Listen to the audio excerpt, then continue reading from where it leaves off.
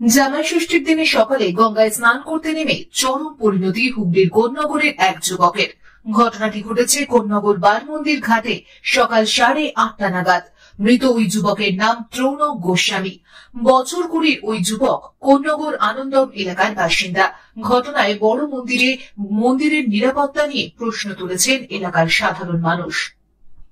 স্থানীয় সূত্রে খবর, সকাল 8:30 নাগাদ জিম সেরে গঙ্গায় এক বন্ধুর সঙ্গে স্নান করতে এসেছিল ত্রৌনক।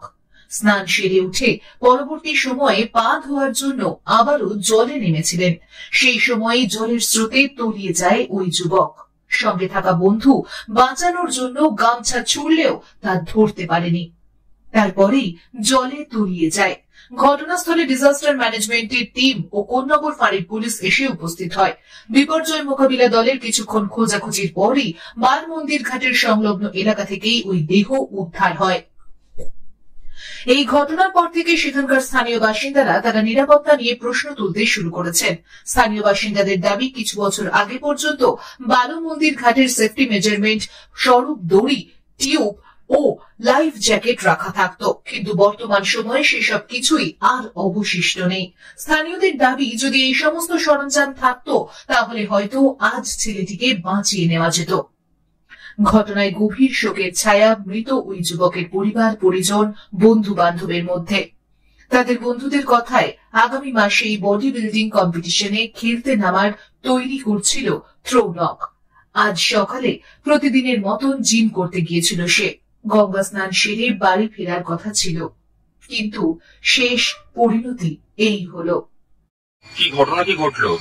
ঘটনাটা ঘটেছে, আমি তো শুনলাম সকালবেলা ওনাকে বালমন্দির ঘাটে এক বন্ধুকে নিয়ে এসেছিল।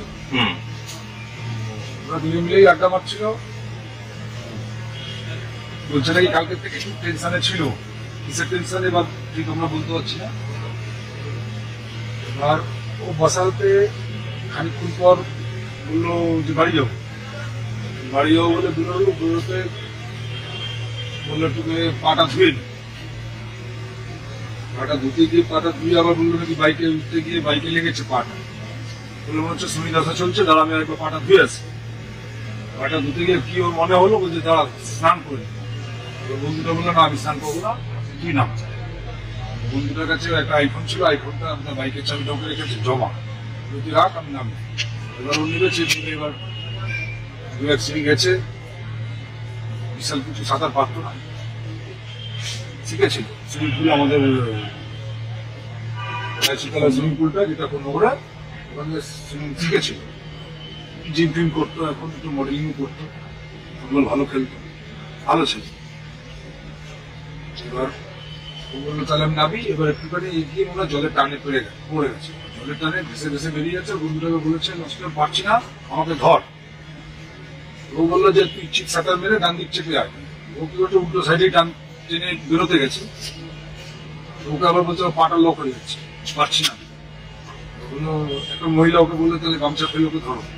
গামছাটা নিয়ে ফেলতে গিয়ে বেরিয়ে গেছে, অনেকটা দূরে চলে গেছে। তারপর শুনলাম নাকি উপাসে চাদরঘাট থেকে দূরে ছেলে লাভ মেরেছে, ওকে দেখা করে হাতটা দেখেছে, হাত মারছে, চিল্লাচ্ছে, ওখান থেকে দূরে ছেলে লাভ মেরেছে, ওরা দিক দিয়ে গেছে, লাস্ট হাত দেখিয়েছে, তারপর আর এই যে বালমন্দির ঘাটে একসময় আমরা দেখেছিলাম অনেক সেফটি মেজারমেন্ট ছিল, দড়ি ছিল, টিউব ছিল। আর যদি সেটা থাকতো তাহলে হয়তো ওই যে গামছা ফেলার বদলে ফেলে বেঁচে যেতে পারতো।